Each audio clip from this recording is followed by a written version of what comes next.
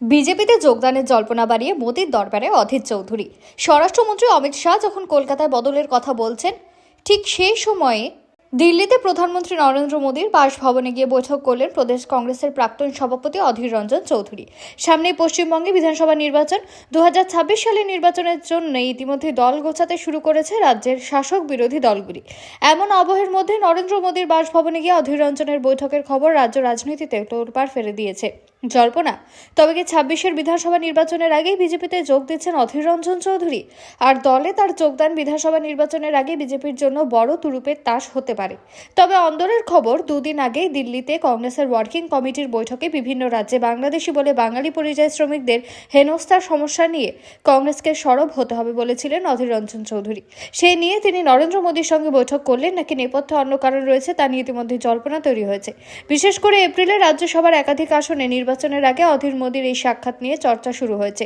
অবশ্য অধীরের ঘনিষ্ঠ সূত্রের খবর, পশ্চিমবঙ্গের মানুষের সমস্যা নিয়ে তিনি মোদীর সঙ্গে বৈঠক করেছেন। দিন কয়েক আগে বাঙালি শ্রমিকদের উপর অত্যাচার ও হেনস্থা অবিলম্বে বন্ধ করার জন্য প্রধানমন্ত্রীর দৃষ্টি আকর্ষণ করতে তাকে একটি চিঠি পাঠিয়েছিলেন অধীর।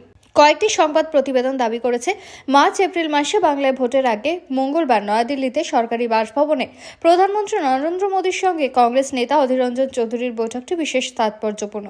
ভোটের আগে কংগ্রেস নেতারা বিভিন্ন বিষয় নিয়ে আলোচনা করেছেন, যার মধ্যে রয়েছে ভোটার তালিকার বিশেষ নিবিড় সংশোধন। এ নিয়ে বাংলায় উদ্বেগ থেকে শুরু করে বেশ কয়েকটি রাজ্যে বাংলাভাষী মানুষের বিরুদ্ধে সহিংসতার ঘটনা। জানা গিয়েছে, কংগ্রেস নেতা অধীর রঞ্জন চৌধুরী মোদীর সঙ্গে বাংলার পরবর্তী রাজনৈতিক পরিস্থিতি নিয়ে আলোচনা করছেন। আসলে নির্বাচন কমিশন কর্তৃক বিশেষ নিবিড় সংশোধনের অধীনে খসড়া ভোটার তালিকা প্রকাশের পর থেকে রাজ্য জুড়ে এসআইআর নিয়ে অসংখ্য বিক্ষোভ দেখা দিয়েছে, যার বেশিরভাগই নেতৃত্ব দিয়েছে ক্ষমতাসীন তৃণমূল কংগ্রেস। যদিও কলকাতায় বড় ধরনের বিক্ষোভ হয়েছে, কিন্তু বাংলার অন্যান্য ছোট শহরগুলিতেও ইসির বিরুদ্ধে বড় আকারের সমাবেশ দেখা গিয়েছে। গত শনিবার পশ্চিমবঙ্গে ভোটার তালিকার বিশেষ নিবিড় সংশোধনের অধীনে শুনানি শুরু হয়েছে। রাজ্য জুড়ে ৩,234টি শুনানি কেন্দ্র হয়েছে, যেখানে সকাল থেকে সাধারণ মানুষ লাইনে দাঁড়িয়ে রয়েছে। নির্বাচন কমিশনের ঊর্ধ্বতন কর্মকর্তারা জানিয়েছেন, প্রথম ধাপে প্রায় 32 লক্ষ অম্যাপযুক্ত ভোটার রয়েছে। 2002 সালের ভোটার তালিকায় যাদের নাম নেই তাদের শুনানির জন্য ডাকা হয়েছে। সকাল 11টা থেকে শুরু হওয়া প্রথম ধাপে শুনানির জন্য মোট 4,500 মাইক্রো পর্যবেক্ষক নিযুক্ত করা হয়েছে। ভোটাররা পরিচয় এবং ঠিকানার প্রমাণ হিসেবে আধার সহ 12টি স্বীকৃত নথি জমা দিতে পারবেন বলে নির্বাচন কমিশনের কর্মকর্তারা জানিয়েছেন। এই বিষয়ে প্রধানমন্ত্রীর দৃষ্টি আকর্ষণ করতে অধীর প্রধানমন্ত্রীর সরকারি বাসভবনে গিয়েছেন বলে জানা গিয়েছে।